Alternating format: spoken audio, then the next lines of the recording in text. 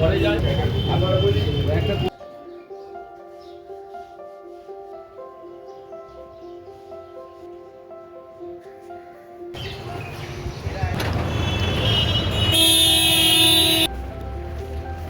বন্ধুরা, life with স্নিগ্ধার একটি নতুন ভিডিওতে আপনাদের সকলকে স্বাগত। যেখান থেকে আমার এই ভিডিওটি দেখছেন, আশা করি সবাই খুব ভালো আছেন, সুস্থ আছেন, আর আপনাদের আশীর্বাদ এবং মঙ্গল কামনায় আমিও ভীষণ ভালো আছি।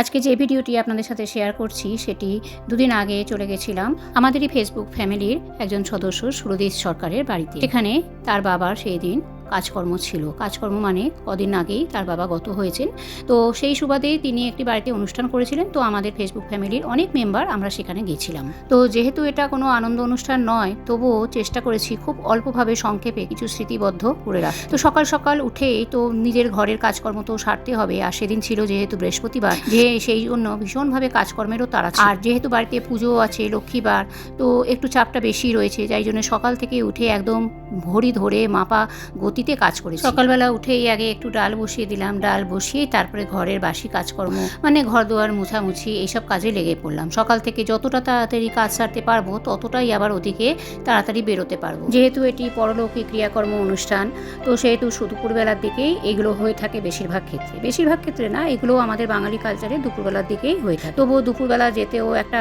মানুষের বাড়িতে যতটা তাড়াতাড়ি যেতে পারবো ততটাই মঙ্গল।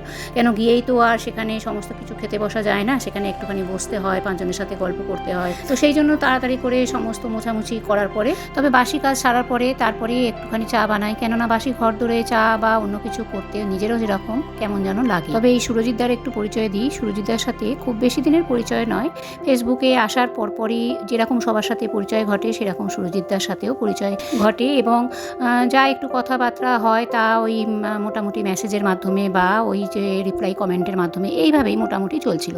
কিন্তু কোনো কথা সূত্রে একদিন জানতে পারি যে তার বাড়ি আমার বাড়ি থেকে খুব বেশি দূর নয়। তো আমাকে এর আগেও একবার যেতে বলেছিল, তাদের বাড়িতে তারা মায়ের পুজো হতো, সেই সময়ও আমাকে যেতে বলেছিল। তো সেইটা শীতকাল হওয়াতে গত ডিসেম্বর মাসে, সেই সময় আমার আবার ছেলের জন্মদিন ছিল বলে আমি সেই সময় যেতে পারিনি, এবং সেই সময় না যাওয়ার ফলে দাদা অতটাও কষ্ট পায়নি, তবু বলেছিল যে একটু আসলে ভালো হতো, সবাই মিলে একটা পরিবারের মতো হয়ে গেছি। তো কিন্তু হঠাৎ করে তার বাবার অকাল মৃত্যুতে আমরা ভীষণভাবে শোকাহত হয়ে পড়েছিলাম, এবং দাদা যখন বললো তখন আর আমি সেখানে না করতে পারলাম না। আমি বলি না, মানুষটা যখন এতবার বলছে, আর আমরা একটা ফেসবুক পরিবার এমন হয়ে গেছি, আমরা কয়েকজন সদস্য যেন নিজেদের বাড়ির লোকের মতনই হয়ে গেছি, যেটা সব সোশ্যাল মিডিয়াতেই হয়। আর প্রত্যেক দিন চেনা মানুষগুলো যেমন আমাদের পরিবারের কাছে ভীষণ প্রিয়জন হয়ে ওঠে, তেমনি এই পরিবারের মানে ফেসবুক পরিবার বা সোশ্যাল মিডিয়া পরিবারের কিছু কিছু মানুষ তাদের রিপ্লাই না পেলে, তাদের কমেন্ট না পেলে যেন মনে হয় কেউ একজন যেন অনুপস্থিত এরকম।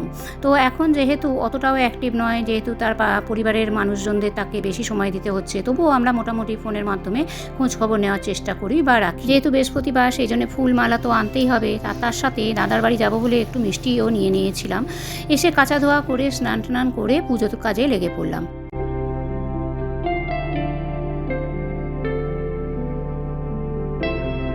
আর তারপরে করতে করতে বৃহস্পতিবারে অনেকটাই সময় যায়, আর যেহেতু অনেকটা বেলাও হয়ে যাচ্ছে, সেই জন্য রেডিমেড খাবারের উপরেই আজকে ভরসা। ফুল আনতে গিয়ে আর মিষ্টি আনতে গিয়ে একটুখানি কচুরিও নিয়ে এলাম, আর চা তো করাই ছিল। ব্রেকফাস্টটা যদি এখনই না সারি তাহলে কিন্তু পরে আর সারতে পারবো না, কারণ পুজো করতেই চলে যাবে 2 ঘন্টা, পুজো করেই বেরিয়ে পড়বো, আর তখন কিছুই খাওয়া হবে না। তো খালি পেটে থাকবো কেন, সেই জন্য আগে একটু খেয়ে তারপর স্নানে গিয়েছিলাম।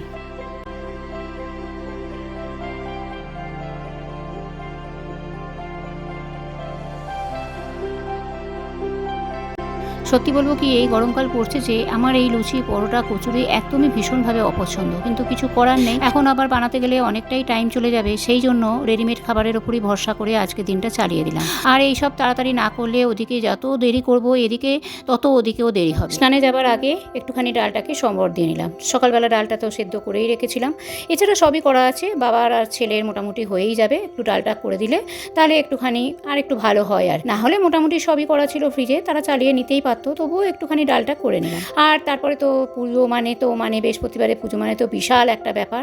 আমার তো ভীষণ টাইম যায়, ঠাকুর মোছা, বাসন ধোয়া, কাপড় চোপড় পাল্টানো সমস্তই থাকে।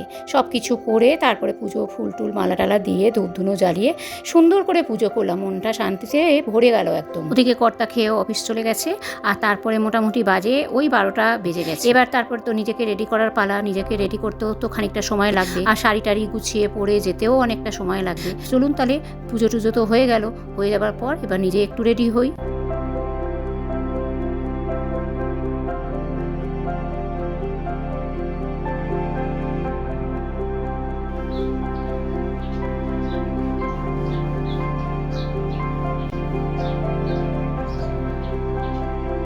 এই যে নিজেও একটু রেডি হয়ে গেলাম, আর একটা শাড়ি পরেছি। এই শাড়িটা আমি কিনেছিলাম 3 বছর আগে যখন পুরীতে গেছিলাম, তখন ওখানকার দোকান থেকেই কিনেছিলাম। 2-1 বার পরেছিলাম, শাড়িটা এত সফট, তো ভাবলাম যখন এইরকম ধরনের অনুষ্ঠান, তো এরম অনুষ্ঠানেতে শাড়ি পরে যাওয়া যখন শ্রেয়, তখন এইরকম একটু নরম, আর শাড়িটা বেশ নরম আর পরেও বেশ। আর বেরিয়ে পড়লাম, ঘড়িতে তখন প্রায় 1:30টা বেজে গেছে। মোটামুটি ওই 1/2 ঘন্টা মতন লেগেছিল, 2টোর পরেই মোটামুটি পৌঁছে গেছিলাম। খুব বেশি দূর নয় বলেই তাই জন্য যেতে পেরেছিলাম এতটা তাড়াতাড়ি।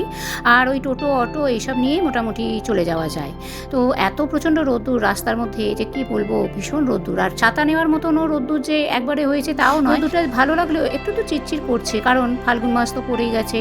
আর যেহেতু সামনেই দোল, একটা ঠান্ডা হাওয়া একটা গরম হাওয়া, দুটোর মধ্যে একটা আলাদাই ইমেজ রয়েছে। তো কোনো সময় গরম লাগছে, কোনো সময় ঠান্ডা লাগছে। যাই হোক, চলে গেলাম ওখান থেকে আবার টোটো থেকে অটো থেকে আবার টোটোয় করে তাদের বাড়িতে পৌঁছা। তো খুব একটা বেশি দূর নয়, যেহেতু জার্নিটাও যে খুব যে অনেকটা তাও নয়।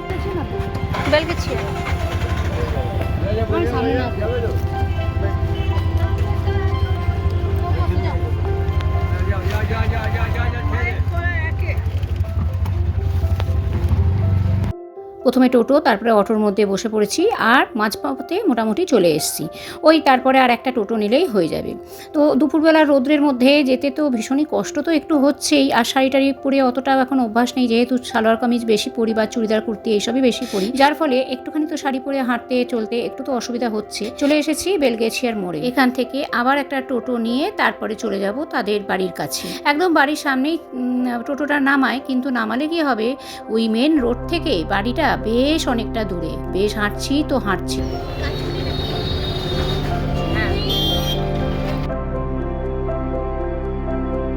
এখন নেমে পড়েছি টোটো থেকে তাদের বাড়ির রাস্তার দিকে, এবার হাঁটছি। এই বাড়ির রাস্তাটা যে কতটা, সেটা না বললে বিশ্বাস করতে পারবে না বন্ধুরা। এত প্রচণ্ড ভেতরে, আর হাঁটছি তো হাঁটছি, হেঁটেই যাচ্ছি, কোনো মানে সীমানা নেই। খালি ফোন করছি, আর কত দূর দাদা, আর কত দূর।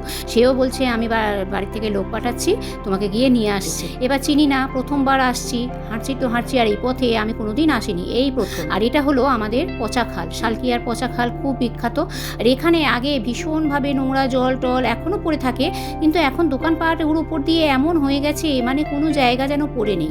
এত জায়গা মানে থাকা সত্ত্বেও পচা খালের ওপরেই সবাই দোকান বানিয়ে সেই দোকানে বিক্রি বাট্টা করে। আর চারপাশে জমি ভরাট করে দেখছি বাড়িও হয়ে গেছে।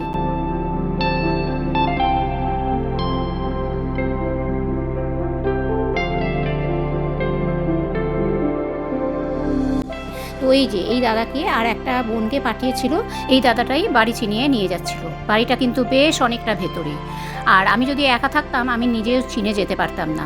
একটা লোক পাঠিয়েছিল বলে যাই হোক সুবিধা হচ্ছে। তো বাড়ির পরিবেশটা খুবই শোকাবহ, তাই জন্য বেশি কিছু ভিডিও সেখানে করতে পারিনি, করা উচিতও নয় সেরকম পরিবেশে। এটা তো কোনো আনন্দ অনুষ্ঠান নয়, তাই যতটুকু পেরেছি একটুখানি হয়তো তুলে ধরেছি। এবং কাকাবাবুর ফটোটাও আমি ঠিক করে দেখাতে পারিনি, কারণ বেশ লজ্জাই পাচ্ছিলাম, সেই জায়গায় ভিডিও করাটা একটু শোভনীয় নয়। তারপরে আমরা খেতে বসে পড়েছিলাম। খাবার জায়গাতেও ভীষণভাবে তারা আপ্যায়ন করেছিল, এত সুন্দর আপ্যায়ন করেছিল। যেহেতু ছোট জায়গা, বাইরে সেরকম উঠোনে জায়গা নেই বলে তারা ডাইনিং টেবিলে এই ঘরের মধ্যে বসিয়ে দিল। যাই হোক, মোটামুটি আমি, আমার সাথে আরও 2জন বসেছিল। তো সেই আমরা সবাই মিলে একসাথে খেতে যতটুকু গল্প টল্প করছি ততটুকুই। তারপরে আমি বেশিক্ষণ আর থাকিনি, চলে এসেছি, কারণ ওই রকম পরিবেশে আর বেশিক্ষণ থাকতেও মনটা চায় না। তারপরে এসেও আমার নিজের পড়ানো রয়েছে, বাড়ির অন্যান্য কাজও রয়েছে, তাও আস্তে আস্তে বেলা 4টে প্রায় বেজে গেল। বিয়ের আগে আর দিও না করছে কেন রে?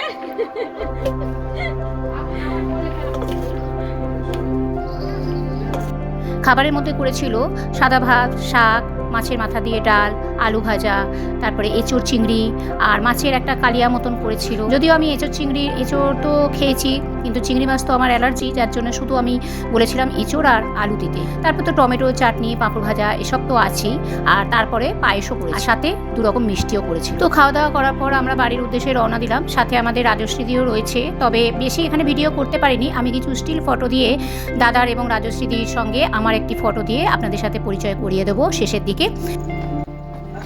আমি খেয়েছি। কি বলছিস তো? ঠিক বলছি। আর এই পচা খালটা কত দূর বিস্তৃত দেখুন, আর তার পারে ওই সাঁকোর মতন করে এপার থেকে ওপারে যাওয়ার ব্যবস্থা করে নিয়েছে এখানকার মানুষজনরা নিজেরাই।